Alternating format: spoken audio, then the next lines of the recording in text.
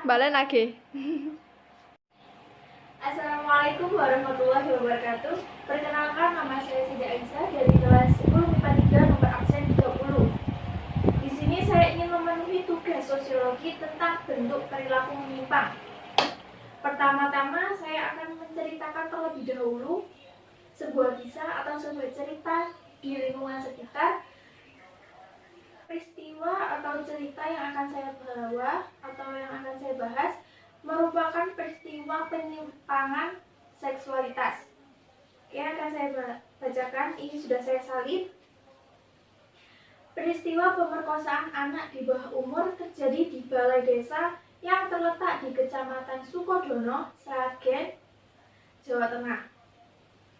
Pemerkosaan terjadi di kamar mandi balai desa pada 12 Desember 2020 silam.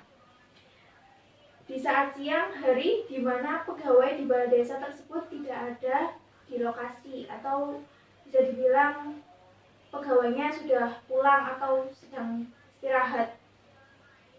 Aksi itu bermula ketika P, 14 tahun siswa kelas 9 SMP, mengajak W, siswi SD berusia 9 tahun bermain di sekitar balai desa. Ceritanya berawal dari W diiming-imingi diberi jajan agar W mau mengikuti P ke balai desa untuk bermain. Sesampainya di balai desa, ternyata mereka sudah ditunggu oleh tiga teman dari P. Tiga teman dari P yang juga masih kelas 9 SMP. Kemudian terjadilah pemerkosaan dengan W sebagai korban dan P juga tiga temannya sebagai pelaku. W dipaksa melakukan hal yang tidak seharusnya dilakukan oleh anak di bawah umur. Dan juga sebelum itu W juga pernah mengalami hal serupa, yaitu diperkosa oleh S 38 tahun anggota perguruan silat di Sukodono.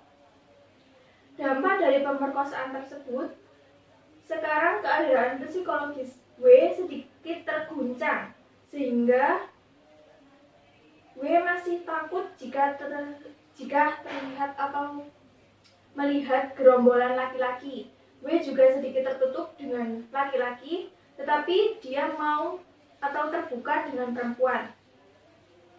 Kesimpulan dari berita tersebut, hal tersebut dapat dikatakan penyimpangan karena melanggar norma atau nilai-nilai masyarakat. Merupakan penyimpangan negatif karena dipandang melanggar nilai-nilai sosial, dicela dan perilakunya tidak dapat ditolerir oleh masyarakat. Merupakan jenis penyimpangan sekunder karena pelakunya melakukan hal tersebut secara terus-menerus. Jadi kalau misalnya kisah ini tidak terungkap, pelakunya tidak ditangkap, kemungkinan besar pelakunya akan melakukan hal tersebut terus-menerus. Nah, menurut jumlah pelaku, pemerkosaan tersebut dilakukan secara kelompok oleh P, juga tiga temannya, dan secara individu oleh S, 38 tahun.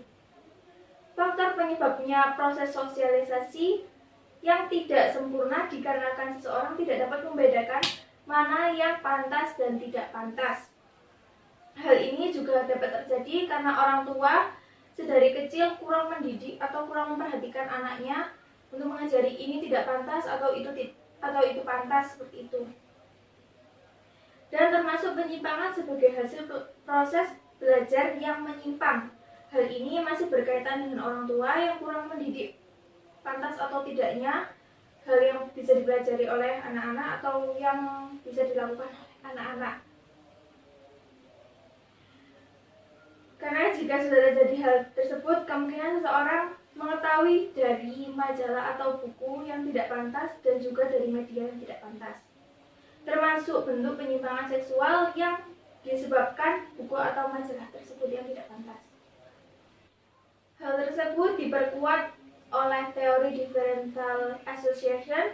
Penyimpangan sosial bersumber pada pergaulan yang berbeda yang terjadi melalui proses alih budaya. Jadi karena dia dari kecil tidak tahu ya itu pantas atau tidak, dan kurang perhatian dari orang tua, kemungkinan besar dia kayak salah pergaulan, ya yang disebabkan oleh lingkungannya.